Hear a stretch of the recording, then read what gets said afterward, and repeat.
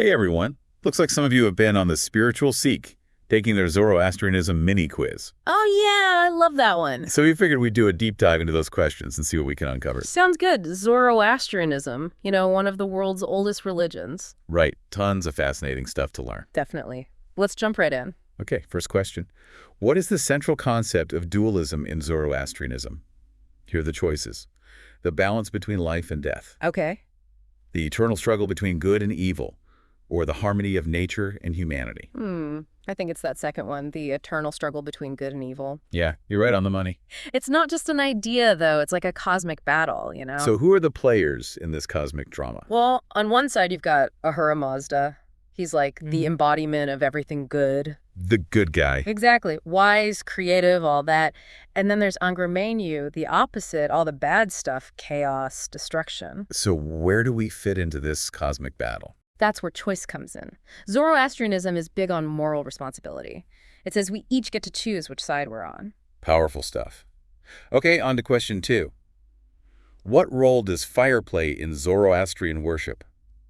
The choices are: it symbolizes destruction and rebirth. It represents purity and the presence of Ahura Mazda, or it is used as a tool for divination. It's definitely about purity. It represents Ahura Mazda's presence. Right, fire is a symbol of the divine. Yeah, like in their fire temples. The flame is always kept burning, like a symbol of that presence. Makes you think about how we use elements in our own spiritual practices. Yeah, for sure. Lighting a candle, feeling the sun's warmth. Exactly. Okay, question 3. How does Zoroastrianism view the afterlife? Is it: souls are reincarnated based on their deeds? Okay. Souls face judgment at the Chinvat Bridge? I've heard of that. Or all souls merge into a universal consciousness? It's that bridge one. Souls face judgment at the Chinvat Bridge. Chinvat Bridge, what happens there? It's like a metaphorical place where everything you did in life is weighed against what you intended to do. It really makes you stop and think about your choices, huh? It does. Every little thing adds up. Absolutely. Okay, question 4 dives into time. How does Zoroastrian cosmology describe time? Is time cyclical, with endless repetitions? Does it have a linear progression towards an ultimate renovation, which is called Frashokereti? Frashokereti, okay. Or does it exist only as an illusion created by human perception? I think they believe in that linear progression towards Frashokereti. So time has a direction, a purpose. Yeah, and it leads to a final renovation where good triumphs over evil. That's hopeful, knowing that even with all the struggles, there's this promise of a better future. Definitely. It's that human desire for meaning, knowing our lives are part of something bigger. Absolutely. Okay, on to question 5. What does Frashokereti represent in Zoroastrian belief? Here are our options. Yeah. The physical body that houses the soul. Right. The guardian spirit or higher self guiding an individual. Yeah. Or the collective memory of humanity. I think Frashokereti's like that guardian spirit, that higher self inside each of us. Like having a built-in compass guiding us, even when we're lost. Exactly. It's that spark of wisdom within, always pushing us towards good. Makes you think about what it means to be a self, Yeah. Not just physical, but spiritual too. Right. We're connected to something greater. Last question for today gets right to the heart of how we live. What is the significance of good thoughts, good words, good deeds in Zoroastrian ethics? The choices. Are they mantras for meditation? Oh. Do they form the core ethical framework guiding behavior? Or do they describe stages of spiritual enlightenment? They're all about that ethical framework, guiding how we should behave. Aligning our thoughts, words, and actions with a higher purpose, with goodness and righteousness. Precisely. It's a simple but profound recipe for a meaningful life. Imagine the impact if we all took that to heart. It all starts with our thoughts. Good thoughts lead to good words and actions. It's powerful stuff, We can create a better world, starting from within. Such a great reminder. And that's a wrap for part 1 of our Zoroastrianism deep dive. It really sticks with you, doesn't it? That good thoughts, good words, good deeds. It really does, like a blueprint for living. Totally. Well, let's move on to question 7. This one asks, what is the name of the supreme god in Zoroastrianism? Choices are Mithra, Ahura Mazda, or Angra. Ah, that's Ahura Mazda, right. You got it. The one we were talking about before. The good guy in the cosmic battle. Exactly. Okay, question 8. What is the Avesta? Is it a collection of sacred hymns, a book of prophetic visions, or a philosophical treatise on ethics. Ooh, the Avesta, that's their collection of sacred texts, hymns, and all that. So like their holy book. Yeah, you could say that. Prayers, rituals, teachings, all passed down through generations. Really interesting. Okay, question 9 is a little tricky. Which of these is not a key element in Zoroastrian cosmology? Fire, water, or earth? Let me think.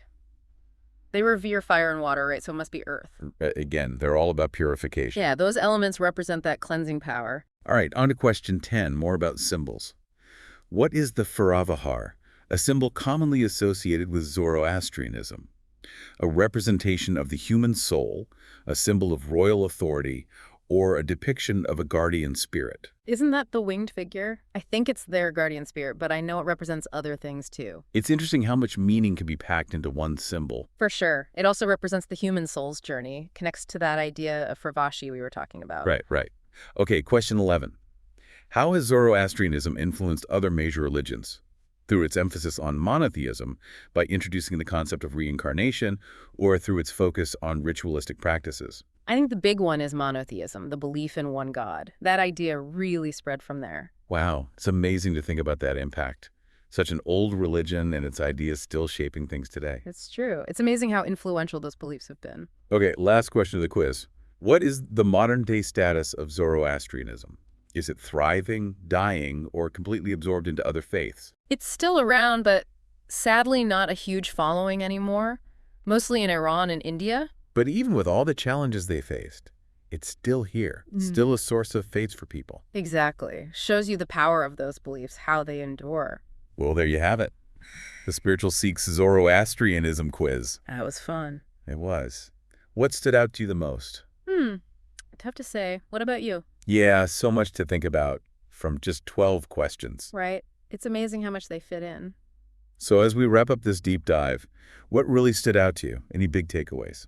I think for me, it's how much emphasis they put on personal responsibility. Oh, yeah, totally. It's like we have this power to choose between good and evil. And it matters. Our choices matter. Exactly. Like every little thing we do contributes to the balance of the universe, you know? It's powerful. It is. It's both empowering and kind of humbling at the same time. For sure. Because it means even our smallest choices can make a difference. Absolutely. And it's not just about us as individuals, right? We talked about how Zoroastrianism influenced all these other religions. Right. Those ideas really spread, shaping how people view the divine even today. Amazing, huh? The power of these ancient beliefs. It really is. And it shows they still resonate, even though not as many people practice Zoroastrianism now. Yeah, we've covered so much. Dualism, the importance of fire and water, the Chinvat Bridge, Frashokereti. And of course, good thoughts, good words, good deeds. Right. These are concepts that anyone can take something from, whatever their background is. I think that's what's so great about exploring different spiritual paths. Totally agree.